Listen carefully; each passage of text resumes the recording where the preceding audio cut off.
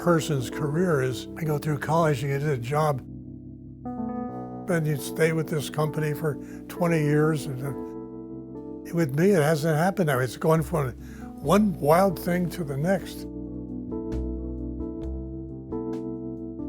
Serendipity. The war began, and suddenly there was an opportunity for me to get in aviation.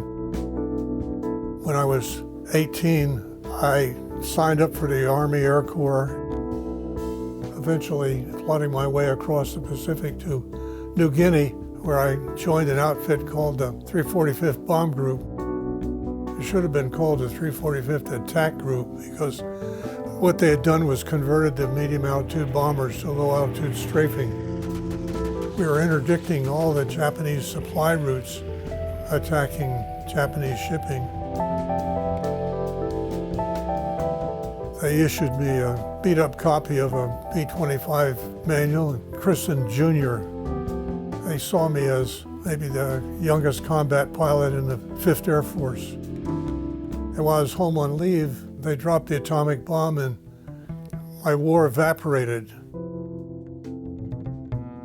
I, like a lot of other guys, signed up for the GI Bill, and so I went through 4 years to get an engineering degree, and I signed up and flew with a reserve Air Force unit at Newark Airport.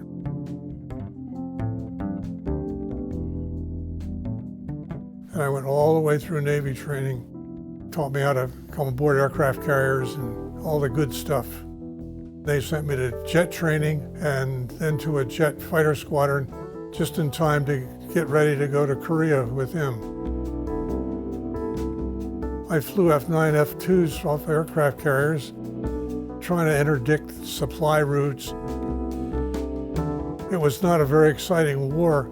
The exciting thing was working off an aircraft carrier. When we came back from Korea, I was selected to go to test pilot school. I graduated in a class of 12. That just opened a door to a new world. I tested for the Navy for a couple of years, and then so I decided to look for a job in the industry as an experimental test pilot. I was hired by Convair in San Diego. The first project was to work on that pogo stick, the vertical takeoff and landing airplane.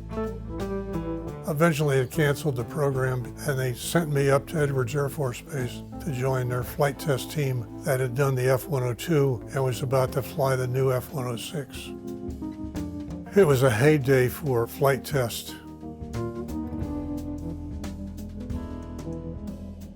We were losing a lot of test pilots and airplanes.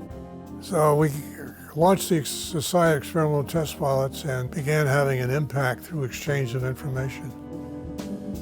And I eventually became president of the Society of Experimental Test Pilots. In 1952, I probably had more Mach 2 time than anybody in the world. And then quite often when I get about to Mach 2, there would be like an explosion. It would be a huge compressor stall, and we'd lose momentarily control of the airplane. So we rigged up an airplane with controls so that I could control the variable inlet ducts. And I managed to nurse it through Mach 2 out to about Mach 2.2, which made everybody very nervous because we're flying well beyond the speed limit the airplane was designed for. Out of that came the idea that maybe we could recapture the world speed record from the Soviet Union. So then they had to get serious about this and began tweaking the airplane and crept out beyond Mach 2. Then we brought in an Air Force pilot to sit in the seat to break the world speed records. I can't do it because I'm a civilian contractor. So we get the Air Force pilot tuned up to where he can do it, and he took it out to Mach 2.4. The industry wanted to have a big symposium to talk about the flying qualities of the airplanes we had, and they called upon me as president of the SETP to give a pilot's report on the flying qualities of all our advanced airplanes.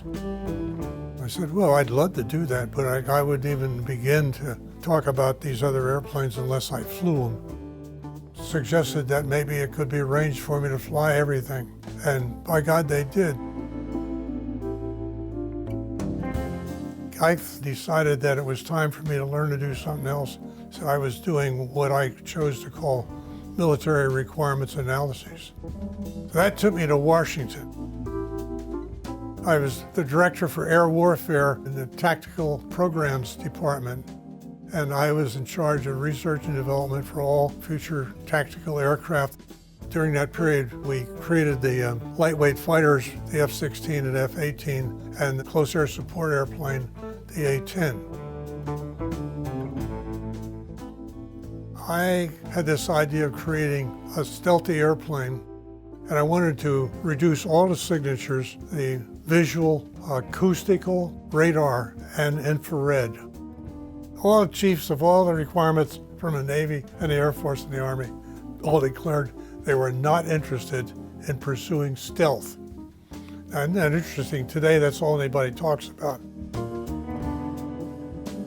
I became a consultant to the industry. I flew and lectured, and in the eyes of many people inside the industry and the Department of Defense, I was a real pain in the ass because I'm always delving into why are we doing it this way? What should we be doing that we aren't doing? It's called disruptive thinking. You've got to be free to think about things outside your normal envelope. I haven't had a normal envelope. This is the nature of my life.